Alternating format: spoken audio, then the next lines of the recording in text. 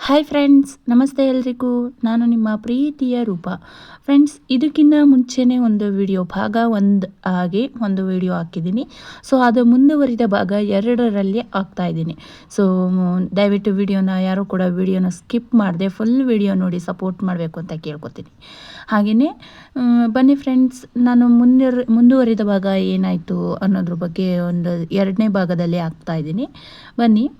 So ಕಳಸ ಪೂಜೆ ಎಲ್ಲ ನಡೀತಾ ಇದೆ. ಇವಾಗ ಆಲ್ರೆಡಿ ಹೋದ ಭಾಗದಲ್ಲಿ ತಿಳಿಸಿದಂತೆ ಎಲ್ಲ ಕಳಸದ ಏನಿದೆ ಎಲ್ಲ ಕಳಶಗಳನ್ನು ಸಾಲಾಗಿ ಒನ್ ಬೈ ಒನ್ ಅಂತ ಜೋಡಿಸ್ಕೊಂಡು ಅದಕ್ಕೆ ಪೂಜೆ ಎಲ್ಲ ಸಲ್ಲಿಸ್ತಾ ಇದ್ರು. ಸೊ ಈ ನೆಕ್ಸ್ಟ್ ಭಾಗದಲ್ಲಿ ದೇವರ ಎದುರುಗಡೆ ನಿಂತ್ಕೊಂಡು ಪ್ರತಿಮೆನೂ ಕೂಡ ಅಭಿಷೇಕ ಎಲ್ಲ ಮಾಡ್ಕೊಂಡು ಬಂದು ಪ್ರತಿಮೆನೂ ಕೂಡ ಅಂದರೆ ಉಡುಸಲಮ್ಮ ದೇವಿ ಪ್ರತಿಮೆನೂ ಕೂಡ ತಂದು ಇಟ್ಟಿದ್ದಾರೆ.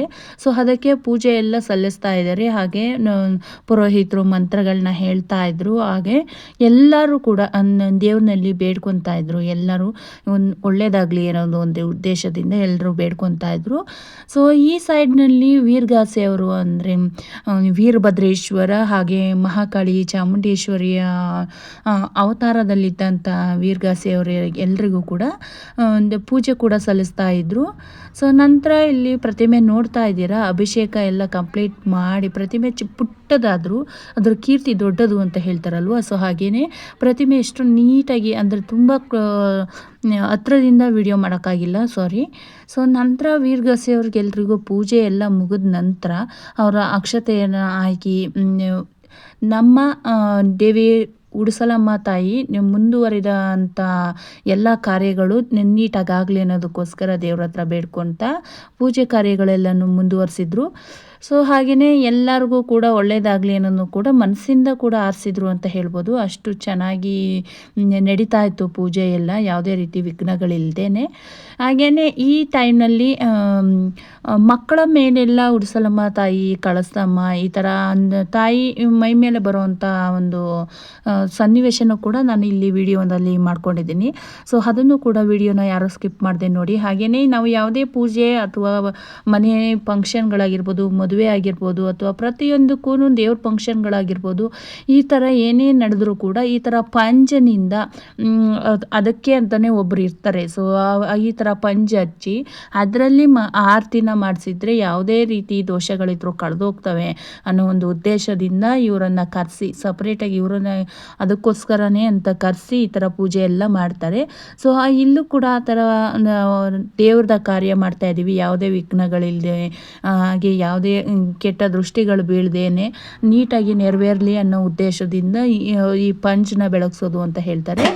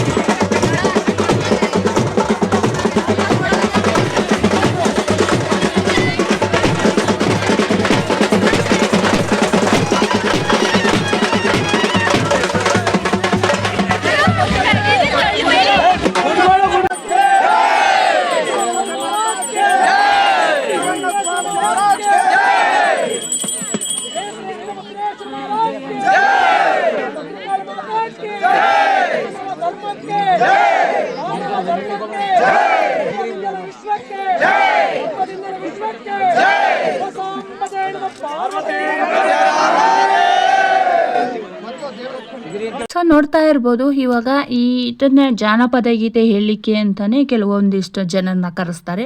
ಸೊ ಇಲ್ಲಿ ನಮ್ಮೂರಿನ ಫಂಕ್ಷನ್ನಲ್ಲೂ ಕೂಡ ಅದಕ್ಕೋಸ್ಕರನೇ ಅಂತ ಸಪ್ರೇಟ್ ಕರೆಸಿದ್ರು.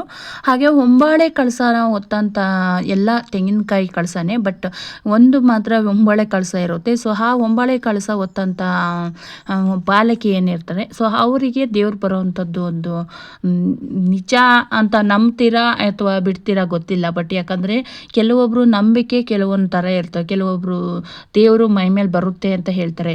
ಸೊ ಆಮೇಲೆ ಇನ್ನೊಬ್ರು ಹೇಳ್ತಾರೆ ದೇವರು ನಿಜವಾಗ್ಲೂ ಮೈ ಮೇಲೆ ಬಂದರೆ ಅದ್ರ ಶಕ್ತಿನ ಮನುಷ್ಯರ ಕೈಲಿ ತಡೆಯೋಕ್ಕಾಗಲ್ಲ. ಸೊ ಅದೊಂದು ಏನಂದರೆ ಸ್ವಲ್ಪ ಆ ಥರ ಏನಂದರೆ ಒಂದು ಸೂಚನೆ ಕೊಡುತ್ತೆ ಅಷ್ಟೇ ಅಂತ ಹೇಳ್ತಾರೆ. ಬಟ್ ಎಷ್ಟರ ಮಟ್ಟಿಗೆ ಅಂತ ಈ ದೇವ್ರ ವಿಚಾರಗಳಲ್ಲಿ ನಾನು ಮಾತಾಡಲ್ಲ, ಯಾಕಂದರೆ ಅವ್ರವ್ರ ನಂಬಿಕೆ ಅವ್ರವ್ರಿಗೆ ಬಿಟ್ಟಿತ್ತು. ಬಟ್ ಈ ಕಣ್ಣಿಂದ ನೋಡಿದ ಮೇಲೆ ಗೊತ್ತಾಗುತ್ತೆ ನಿಮಗೇನೆ ಅಂತ ಅನ್ಕೋತೀನಿ. ಸೊ ಇವಾಗ ಕೆಲವೊಬ್ಬರು ಒಂದು 5ರಿಂದ 6 ಜನ ಹೊತ್ಕೊಂಡು ಆಲ್ರೆಡಿ ಪೂಜೆ ಎಲ್ಲ ನೆರವೇರಿಸ್ತಾ ಇದ್ರು. ಉಳಿದಂಥ ಏನಿದೆ 108 ಕಳಸಗಳಲ್ಲಿ ಉಳಿದಂಥ ಕಳಸಗಳೇನಿದೆ ಎಲ್ಲರೂ ಕೂಡ ಒಬ್ಬೊಬ್ಬರೇ ಕಳಸ ಹೊತ್ಕೊಂಡು ಸಾಲಾಗಿ ನಿಂತ್ಕೊತಾ ಇದ್ದಾರೆ. ಇಲ್ಲಿ ಸಾಲ್ ಮಾಡಲಿಕ್ಕೆ ಹೈಟ್ ವೈಸ್ ಸಾಲ್ ಮಾಡಲಿಕ್ಕೆ ತುಂಬಾ ಕಷ್ಟ ಆಯಿತು. ಯಾಕಂದರೆ ತುಂಬಾ ಜನಸಂಖ್ಯೆ ಇರೋದ್ರಿಂದ ಈ ಕಳಸ ಹೊತ್ತರನ್ನೇ ಸಾಲಾಗಿ ಮಾಡಿ ನಿಲ್ಲಿಸ್ಲಿಕ್ಕೆ ಆಗಲಿಲ್ಲ ಅಂತಲೇ ಹೇಳ್ಬೋದು. ಯಾಕಂದರೆ ಹಿಂದೆ ಮುಂದೆ ಈ ನೋಡಲಿಕ್ಕೆ ಅಂತ ಬಂದು ಜನಗಳಿದ್ರಲ್ಲ ಕೆಲವೊಬ್ಬರು, ಅವರು ಎಲ್ಲ ಮಿಕ್ಸ್ ಆಗಿ ಈ ಸಾಲ್ವೇ ನಿಲ್ಲಿಸೋದು ತುಂಬಾ ಕಷ್ಟ ಆಯಿತು ಅಂತ ಹೇಳ್ಬೋದು.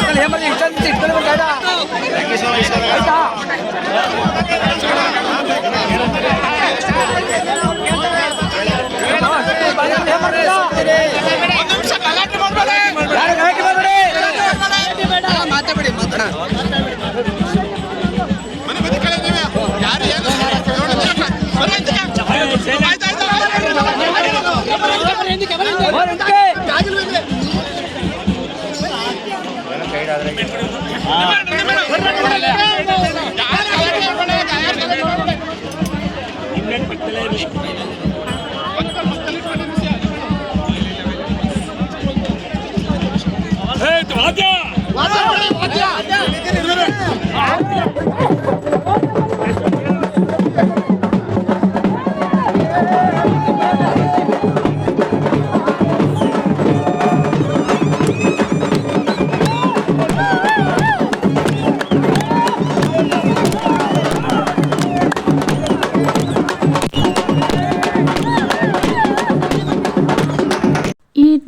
ಭಕ್ತಿಯಿಂದ ಜಾನಪದ ಗೀತೆಗಳನ್ನು ಹಾಡಿ ಅವ್ರನ್ನ ದೇವ್ರನ್ನ ಒಲಿಸೋ ಅಂಥ ಕಾರ್ಯಕ್ಕೋಸ್ಕರ ಈ ಜಾನಪದ ಗೀತೆಯನ್ನು ಹೇಳೋರನ್ನ ಕರೆಸಿದ್ರು. ಸೊ ನಿಜ ಅವರು ಜಾನಪದ ಗೀತೆನ ಹೇಳಿ ದೇವ್ರನ್ನ ಮನವೊಲಿಸ್ಕೊಂಡು ನಂತರ ಮಂಗಳಾರತಿ ಮಾಡಿದ ತಕ್ಷಣವೇ ಅಲ್ಲಿ ಹೊಂಬಾಳೆ ಕಳಸ ಹೊತ್ತಂಥ ಹುಡುಗಿ ಮೇಲೆ ದೇವ್ರು ಬಂತು ಅಂತ ಹೇಳಿದರು. ಸೊ ನೋಡ್ತಾ ಇರ್ಬೋದು ನೀವು ಆಲ್ರೆಡಿ ಯಾವ ರೀತಿ ಆಕೆ ಬಾಡಿ ಲ್ಯಾಂಗ್ವೇಜ್ ಯಾವ ರೀತಿ ಇದೆ ಅಂತ ನೋಡ್ತಾ ಇರ್ಬೋದು ನೀವು. ಹಾಗೆಯೇ ಅವರು ಖರ್ಚು ಎಲ್ಲ ಮಾಡಿ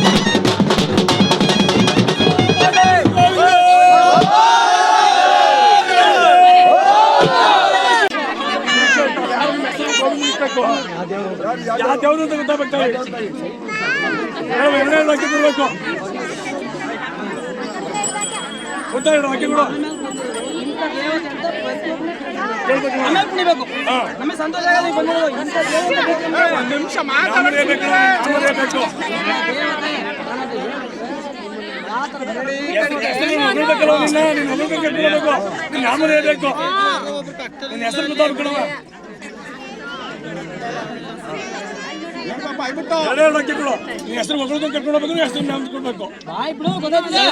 ಎರಡು ಹಾಕಿ ಕೊಡು ಸಾಕು. ಇನ್ನು ಊರಲ್ಲಿ ಕರ್ಕೊಂಡ್ತೀವಿ.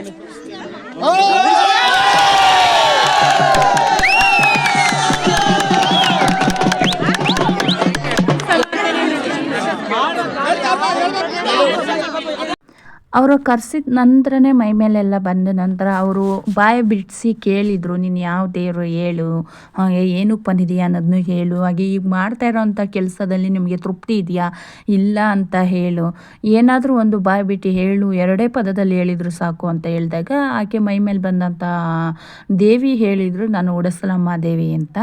ಸೊ ಅಷ್ಟಕ್ಕೆ ಎಲ್ರಿಗೂ ತುಂಬಾ ಖುಷಿ ಆಯಿತು. ಯಾಕಂದರೆ ನಾವು ಮಾಡಿದ್ದ ಪೂಜೆ ಫಲಿಸ್ಬೇಕು ಅಂದರೆ ಆ ದೇವಿ ಕಡೆಯಿಂದ ಏನಾದರೂ ಒಂದು ಖುಷಿ ಆಯಿತು ಇಲ್ಲ ಅನ್ನೋದೊಂದು ಸೂಚನೆ ಸಿಗಬೇಕಲ್ವ.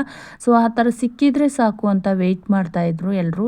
ಆ ಸೂಚನೆ ಸಿಕ್ಕಿದ ನಂತರ ಎಲ್ರಿಗೂ ತುಂಬಾ ಖುಷಿ ಆಯಿತು. ಎಷ್ಟೇ ಶ್ರಮಪಟ್ಟು ಮಾಡಿದರೂ ಕೂಡ ಅದು ಪ್ರತಿಫಲ ಏನಾದರೂ ಒಂದು ಆಗುತ್ತೆ ಅಂದರೆ ಮಾತ್ರ ಎಲ್ರಿಗೂ ಖುಷಿಯಾಗಿರುತ್ತೆ. ಅದೇ ರೀತಿ ಆಕೆ ಮೈ ಮೇಲೆ ಬಂದಂಥ ನಾನು ದೇವರು ಹೇಳಿದ ನಂತರ ಎಲ್ರಿಗೂ ಸ್ವಲ್ಪ ನೆಮ್ಮದಿ ಅಂತ ಅನ್ನಿಸ್ತು. ಯಾಕಂದರೆ ಇಷ್ಟು ಕಷ್ಟಪಟ್ಟು ಮಾಡಿದ್ದ ಒಂದು ದೇವ್ರ ಪೂಜೆ ನಮಗೆ ಫಲಿಸ್ತು ಅನ್ನೋ ಒಂದು ಖುಷಿ ಇತ್ತು. ನಂತರ ಎಲ್ಲರೂ ಕೂಡ ಹೊರಡಲಿಕ್ಕೆ ದೇವಸ್ಥಾನದ ಹತ್ರ ಹೊರಟ್ವಿ. ಆದರೆ ನಮ್ಮೂರಿನಲ್ಲಿ 1-2 ದೇವಸ್ಥಾನ ಅಷ್ಟೇ ಅಲ್ಲ, 3-4 ದೇವಸ್ಥಾನಗಳಿರೋದ್ರಿಂದ ಎಲ್ಲ ದೇವಸ್ಥಾನಗಳಿಗೂ ಎಂಟ್ರಿ ಕೊಟ್ಟು ಪೂಜೆ ಆಗಲೇಬೇಕಿತ್ತು. ಸೊ ನಂತರ ಎಲ್ಲರೂ ಕೂಡ ಒಂದು ಸಾಲಾಗಿ ಅಂದರೆ ವೀರಗಾಸೆಯವರು, ಈ ಜಾನಪದ ಗೀತೆ ಹೇಳೋರು, ಹಾಗೆ ಡ್ರಮ್ ಸೆಟ್ ಅವರು ಎಲ್ಲರೂ ಕೂಡ ಮುಂದೆ ಹೋಗ್ತಾ ಇದ್ದಾಗೆ ಹಿಂದೆ ಕಳಸದ ಹೋಗೋವಂಥ ವ್ಯವಸ್ಥೆ ಇತ್ತು. ಅದರಿಂದ ಕಳಸದ ಹಿಂದೆ ಉಳಿದಂಥ ಜನಗಳು ಏನಿರ್ತಾರೆ ಅವರೆಲ್ಲ ಹೋಗೋದು ಅಂತ ಮಾಡಿದರು. ಬಟ್ ಎಲ್ಲ ಗಜಿಬಿಜಿ ಆಗೋಯ್ತು.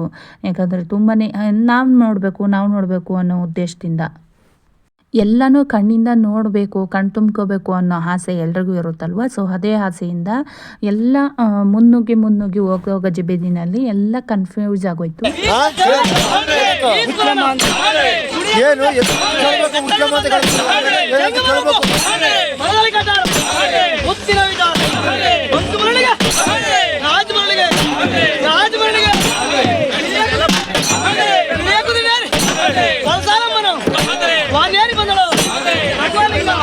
ಏನು ಎಂತ ಕೇಳಬೇಕು.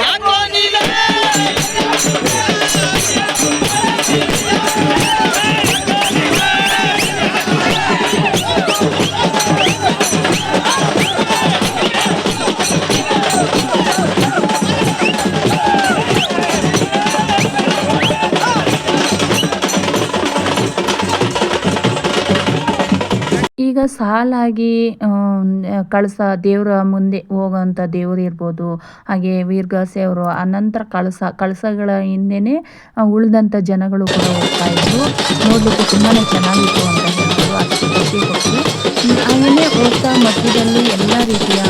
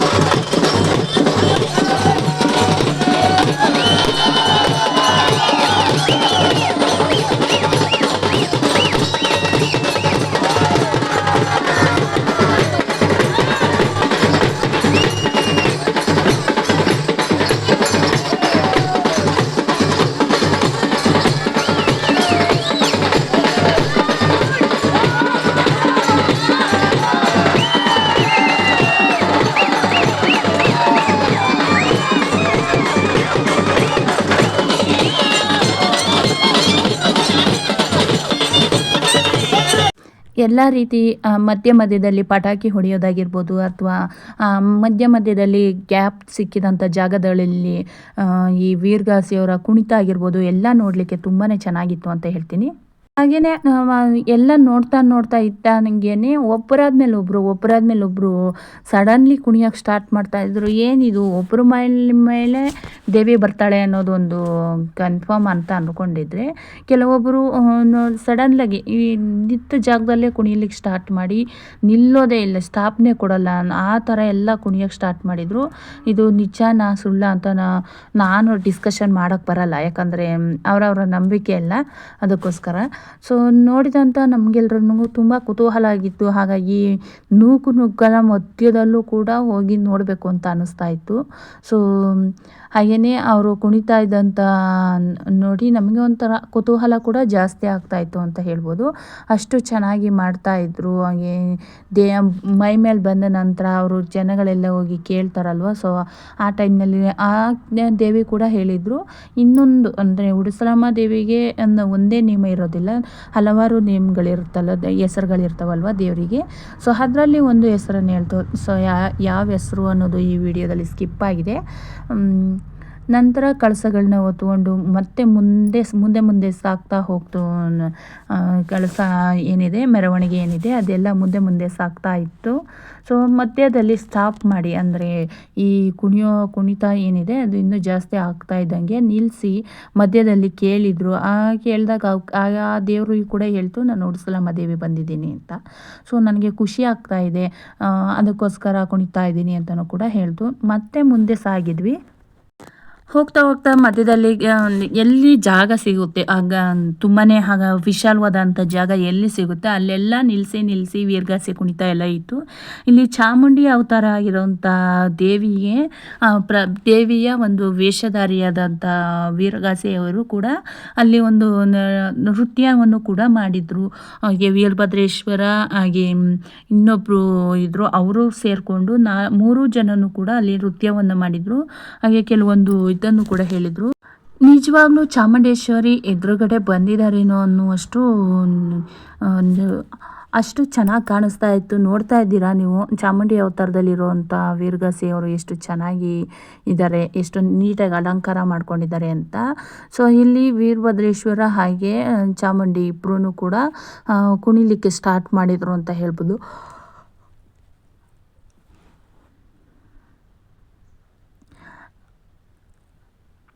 ಇದೆಲ್ಲ ಮುಗಿದ ನಂತರ ನೆಕ್ಸ್ಟ್ ಮುಂದೆ ಹೋಗ್ತಾ ಚಾಮುಂಡಿ ಅವತಾರ ತಾಳ್ಕೊಂಡು ಅಲ್ಲಿ ಕುಣಿಯೋಂಥ ಒಂದು ದೃಶ್ಯನೂ ಕೂಡ ನಾನು ವಿಡಿಯೋನ ಮಾಡ್ಕೊಂಡಿದ್ದೀನಿ.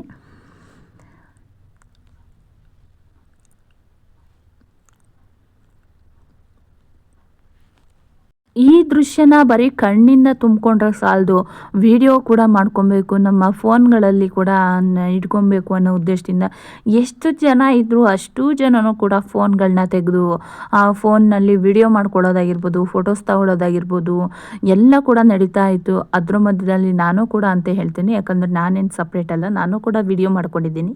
ಸೊ ಆದಷ್ಟು ನೂಕುನುಗ್ಗಲ ಮಧ್ಯದಲ್ಲಿ ಹೋಗಿ ವಿಡಿಯೋನ ಮಾಡಲಿಕ್ಕೆ ಪ್ರಯತ್ನ ಮಾಡಿದ್ದೀನಿ ಅಂತ ಹೇಳ್ಬೋದು. ಯಾಕಂದರೆ ತುಂಬಾ ಅಂದರೆ ಯುವಕರಾಗಿರ್ಬೋದು, ಗಂಡಸರು ಹೆಂಗಸರು ಎಲ್ಲರೂ ಕೂಡ ತುಂಬಾ ಜನ ಇದ್ದರು. ಅದರ ಮಧ್ಯದಲ್ಲಿ ನಾವು ಹೋಗಿ ಈ ಥರ ಕ್ಲಿಯರಾಗಿ ಕಾಣೋ ಥರ ವಿಡಿಯೋ ಮಾಡ್ಕೊಳ್ಳೋದು ಅಷ್ಟು ಸುಲಭದ ಮಾತಲ್ಲ. ಈ ಯೂಟ್ಯೂಬರ್ಸ್ ಅಂತ ಅಂದ ತಕ್ಷಣ ಬರೀ ಕಿಚನ್ದೇ ಆಗಿರ್ಬೋದು ಅಥವಾ ಬರೀ ಮೋಟಿವೇಶನಲ್ ವಿಡಿಯೋಗಳೇ ಆಗಿರ್ಬೋದು, ಈ ಥರ ವಿಡಿಯೋಸ್ ಅಂತಲ್ಲ, ನಮ್ಮ ದಿನನಿತ್ಯ ಈ ಥರ ಏನಾದರೂ ಕಾರ್ಯಕ್ರಮಗಳಿಗೆ ಹೋದಾಗ ಅದನ್ನು ಕೂಡ ವಿಡಿಯೋ ಮಾಡ್ಕೊಂಡು ಬರೋದು ತುಂಬಾ ಕಷ್ಟದ ವಿಚಾರ. ನಾವು ಕೆಲವೊಬ್ಬರು ಹೇಳ್ತಾರೆ ಏನಂದರೆ ಈ ಮಾಡೋಕ್ಕೆ ಕೆಲಸ ಇಲ್ಲ, ಫೋನ್ ಒಂದು ಹಿಡ್ಕೊಂಡು ಬಂದುಬಿಡ್ತಾರೆ, ಎಲ್ಲೋದ್ರೂ ಅಲ್ಲೆಲ್ಲ ವಿಡಿಯೋ ಮಾಡ್ಕೊತಾರೆ ಅಂತ ಎಲ್ಲ. ಬಟ್ ಅದು ಎಷ್ಟು ಕಷ್ಟಕರದ ಕೆಲಸ, ಹಾಗೆ ಅದರಿಂದ ಎಷ್ಟು ಖುಷಿ ಕೊಡುತ್ತೆ ಅನ್ನೋದು ವಿಡಿಯೋ ಮಾಡೋರ್ಗಾಗಿರ್ಬೋದು, ಅದನ್ನು ನೋಡೋರ್ಗಾಗಿರ್ಬೋದು ಅಷ್ಟೇ ಗೊತ್ತಿರುತ್ತೆ. ಸೊ ಹಾಗೆಯೇ ಈಗ ಹಿಂದೆಯಿಂದ ಅಂದರೆ ಕಳಸ ಏನು ಹೊತ್ತಿದ್ರು ಅವ್ರ ಹಿಂದೆಯಿಂದ ಬೆಳ್ಳಿ ರಥ ಕೂಡ ಬರ್ತಾ ಇತ್ತು. ಆ ಬೆಳ್ಳಿ ರಥದ ಮಧ್ಯದಲ್ಲಿ ತಾಯಿ ಉಡಿಸಲಮ್ಮ ದೇವಿ ಪ್ರತಿಮೆ ಕೂಡ ಇಟ್ಟುಕೊಂಡು ಮೆರವಣಿಗೆ ಸಾಗ್ತಾ ಇತ್ತು ಅಂತ ಹೇಳ್ತಾ ಇದ್ದೀನಿ. ಅಷ್ಟು ಚೆನ್ನಾಗಿ ಬಂತು. ಆ ನಂತರ ಏನಂದರೆ ನೆಕ್ಸ್ಟು ಬರೋವಂಥ ದೇವಸ್ಥಾನಕ್ಕೆ ಹೋಗಿದ್ವಿ. ಸೊ ಅಲ್ಲಿ ಕೂಡ ನೋಡ್ತಾ ಇದ್ದಂಗೆ ಒಬ್ಬರು ಇಬ್ಬರಿಗೆಲ್ಲ 3-4 ಜನಕ್ಕೆಲ್ಲ ಕುಣಿಯಲಿಕ್ಕೆ ಸ್ಟಾರ್ಟ್ ಮಾಡಿಬಿಟ್ರು. ನಾವು ಇದೇನಪ್ಪ ಇದು ಒಬ್ಬರಾದ್ಮೇಲೆ ಒಬ್ಬರು ಅಂದ್ಕೊಂಡಿದ್ದೆ. ಇದನ್ನು ಅವ್ರ ಮೈ ಮೇಲೆ ಇಟ್ಟಂಗೆ ಇನ್ನೊಬ್ಬರು ಮೈ ಮೇಲೂ ಬರೋ ಅಂಥ ಒಂದು ಅವಕಾಶ ಇದೆಯಾ ಇಲ್ಲಿ ಅಂತ ಎಲ್ಲ ಕನ್ಫ್ಯೂಸ್ ಆಗ್ತಾಯಿತ್ತು. ಬಟ್ ಅದು ಖುಷಿನೂ ಕೊಡ್ತಾಯಿತ್ತು. ಒಂದು ಸೈಡಿಂದ ಖುಷಿ ಕೊಡ್ತಾಯಿದ್ರೆ ಇನ್ನೊಂದು ಸೈಡ್ನಲ್ಲಿ ಆಶ್ಚರ್ಯ ಕೂಡ ಆಗ್ತಾಯಿತ್ತು. ನೋಡ್ತಾ ಇರ್ಬೋದು 1, 2, 3, 4 ಜನರು ಕೂಡ ಒಂದೇ ಸಮ ಕುಣಿಲಿಕ್ಕೆ ಸ್ಟಾರ್ಟ್ ಮಾಡಿದರು. ಈ ಥರ ಎಲ್ಲ ಬರ್ಬೋದಾ ಅನ್ನೋದು ಗೊತ್ತಿಲ್ಲ. ಬಟ್ ನೋಡ್ತಾ ಇದ್ದಂಗೆ ಒಬ್ಬರಾದ್ಮೇಲೆ ಒಬ್ಬರು ಸ್ಟಾರ್ಟ್ ಮಾಡಿದವರು ನಿಲ್ಲಿಸಲೇ ಇಲ್ಲ. ಅಷ್ಟು ಉದ್ವೇಗವಾಗಿ ಮಾಡ್ತಾಯಿದ್ರು. ಆ ತಮಟೆ ಸೌಂಡಿಗೆ ಏನಂದರೆ ನಾವು ಅಲ್ಲಿ ನಿಂತ ಜಾಗದನೇ ಕೈ ಕಾಲು ಆಡಿಸ್ತಾ ಇರಬೇಕು, ಕುಣಿತಾ ಇರಬೇಕು ಅಂತ ಅನ್ನಿಸ್ತಾ ಇತ್ತು. ಅಂಥದ್ರಲ್ಲಿ ಈ ಹುಡುಗರಾಗಿರ್ಬೋದು, ಯುವಕರನ್ನು ಹಿಡಿಲಿಕ್ಕಾಗುತ್ತಾ? ಆ ತಮಟೆ ಸೌಂಡಿಗೆ ಸ್ವಲ್ಪ ಗ್ಯಾಪ್ ಸಿಕ್ಕಿದ್ದೆ ತಡ ಚಿಕ್ಕ ಜಾಗಗಳಲ್ಲೆಲ್ಲ ಕುಣಿಯಲಿಕ್ಕೆ ಸ್ಟಾರ್ಟ್ ಮಾಡ್ತಾಯಿದ್ರು. ಅವರು ನೋಡ್ತಾ ಈ ಹೆಣ್ಮಕ್ಳು ಸಹಿತ ಹೋಗಿ ಕುಣಿಬೇಕು ಅಂತ ಅನ್ನಿಸ್ತಾ ಇತ್ತು. ಕೆಲವೊಬ್ರು ಏನು ಮಾಡ್ತಾರೆ ಅಂದರೆ ಹಂಚ್ಕೋತಾರೆ. ಈ ಜನಗಳ ಮಧ್ಯದಲ್ಲಿ ಹೋಗಿ, ಅದು ಗಂಡಸರು ಮಧ್ಯದಲ್ಲಿ ಹೋಗಿ ಕುಣಿಯೋದು ತುಂಬಾ ಕಷ್ಟ, ಏನು ಅಂದ್ಕೋತಾರೋ ಅಂತ. ಕೆಲವೊಂದು ಮಲೆನಾಡು ಸೈಡಲ್ಲೆಲ್ಲ ಏನು ಮಾಡ್ತಾರೆ ಅಂದರೆ ಈ ಥರ ದೇವ್ರ ಯಾವುದೇ ಫಂಕ್ಷನ್ಗಳು ನಡೀಲಿ ಅಥವಾ ಮದುವೆ ಫಂಕ್ಷನ್ಗಳು ನಡೀಲಿ, ತಮಟೆ ಸೌಂಡ್ ಕೇಳಿಸ್ತಾ ಇದೆ, ಡ್ರಮ್ ಸೌಂಡ್ ಕೇಳಿಸ್ತಾ ಇದೆ ಅಂತ ಅನಿಸಿದ ತಕ್ಷಣವೇ ಎಲ್ಲರೂ ಕೂಡ ಹೆಂಗಸರು ಅಥವಾ ಹುಡುಗಿರು ಅಂತ ಅನ್ನಲ್ಲ, ಎಲ್ಲರೂ ಕೂಡ ಸ್ಟಾರ್ಟ್ ಮಾಡ್ತಾರೆ ಕುಣಿಲಿಕ್ಕೆ. ಬಟ್ ನಮ್ಮ ಸೈಡನ್ನೇ ಹೇಳಬೇಕು ಅಂದರೆ ಸ್ವಲ್ಪ ಅಂಜುತ್ತಾರೆ ಅಥವಾ ಮರ್ಯಾದೆ ಯೋಚನೆ ಮಾಡ್ತಾರೆ.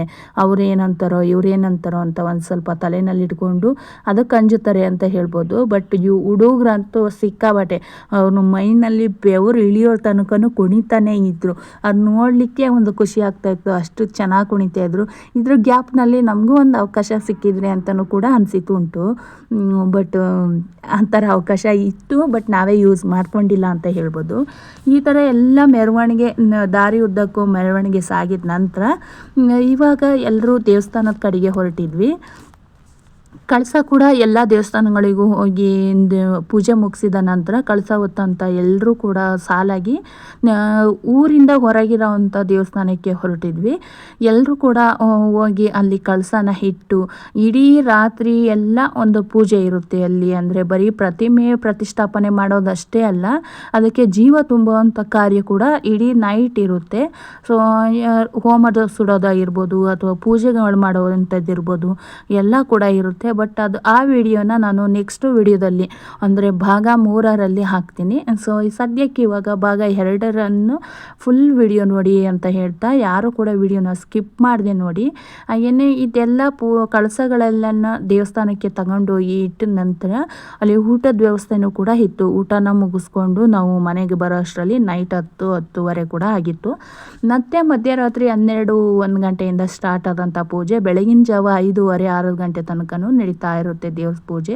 ಹಾಗೆ ಹೋಮ ಸುಡೋದಾಗಿರ್ಬೋದು, ಅಭಿಷೇಕ ಆಗಿರ್ಬೋದು, ಈ ಥರ ಎಲ್ಲ ಪೂಜೆಗಳನ್ನು ಮಾಡಿ ಅದಕ್ಕೆ ಜೀವ ತರೋವಂಥ ಅಂದರೆ ಪ್ರತಿಮೆಗೆ ಜೀವ ತರೋವಂಥ ಒಂದು ಕೆಲಸನೂ ಕೂಡ ನಡೀತಾ ಇರುತ್ತೆ. ಸೊ ಹಾಗೆಯೇ ಈ ವಿಡಿಯೋನ ನೋಡಲಿಕ್ಕೆ ನಾನು ಪದೇ ವಿಡಿಯೋ ನೋಡಿದಾಗೆಲ್ಲ ಅನಿಸುತ್ತೆ ಈ ಥರ ಒಂದು ಪೂಜೆ ಮಾಡಿದ್ದು ನಮ್ಮ ನೆನಪಲ್ಲಿ ಇರಲಿ ಅನ್ನೋದಕ್ಕೋಸ್ಕರ ವಿಡಿಯೋ ಮಾಡ್ಕೊಳ್ಳೋದು ತುಂಬಾ ಒಳ್ಳೆಯದು ಅಂತ. ಸೊ ನಾನು ವಿಡಿಯೋ ಮಾಡ್ಕೊಂಡಿದ್ದು ತುಂಬ ಯೂಸ್ಫುಲ್ ಆಯಿತು ಅಂತ ಅನ್ಕೋತೀನಿ. ಹಾಗೆಯೇ ನಮ್ಮೂರ ಕಡೆ ಯಾವ ರೀತಿ ಮಾಡಿದ್ವಿ ಅನ್ನೋದನ್ನು ನಾನು ವಿಡಿಯೋದಲ್ಲಿ ತೋರಿಸಿದ್ದೀನಿ. ನಿಮ್ಮ ಕಡೆ ಯಾವ ರೀತಿ ಮಾಡ್ತಾರೆ ಅನ್ನೋದು ನನಗೆ ಕಮೆಂಟ್ ಮೂಲಕ ತಿಳಿಸಿ ಅಂತ ಹೇಳ್ತಾ, ನಿಮ್ಮ ಕಮೆಂಟ್ಗಳು ನಮಗೆ ಮುಂದಿನ ವಿಡಿಯೋ ಮಾಡಲಿಕ್ಕೆ ಒಂದು ಮೋಟಿವೇಶನ್ ಅಂದರೆ ಪ್ರೋತ್ಸಾಹ ನೀಡೋದಂಗೆ ಆಗುತ್ತೆ. ಸೊ ಅದಕ್ಕೋಸ್ಕರ ದಯವಿಟ್ಟು ಒಳ್ಳೊಳ್ಳೆ ಕಮೆಂಟ್ನ ಹಾಕಿ ಅಂತ ಹೇಳ್ತಾ, ನೋಡ್ತಾ ಇರ್ಬೋದು ಅಲಂಕಾರ ಯಾವ ರೀತಿ ಇದೆ ಅಂತ. ಇದೆಲ್ಲ ನೈಟ್ ನಡೆಯುವಂಥ ಪೂಜೆಗೆ ಅಲಂಕಾರ ಮಾಡಿ ಇಟ್ಟಿದ್ದಾರೆ. ಸೊ ಆ ವಿಡಿಯೋನು ಕೂಡ ನೆಕ್ಸ್ಟ್ ಭಾಗದಲ್ಲಿ ಕಳಿಸ್ತೀನಿ. ಹಾಗೆಯೇ ಈ ವಿಡಿಯೋ ನಿಮಗೆ ಇಷ್ಟ ಆದರೆ ಪ್ಲೀಸ್ ಒಂದು ಲೈಕ್ ಮಾಡಿ, ಶೇರ್ ಮಾಡಿ, ಕಮೆಂಟ್ ಮಾಡಿ ಅಂತ ಹೇಳ್ತಾ, ಹಾಗೆ ಸ್ಕಿಪ್ ಮಾಡದೆ ಫುಲ್ ವಿಡಿಯೋ ನೋಡಿದಂಥ ಎಲ್ರಿಗೂ ಕೂಡ ಧನ್ಯವಾದಗಳು ಅಂತ ಹೇಳ್ತೀನಿ. Thank you so much.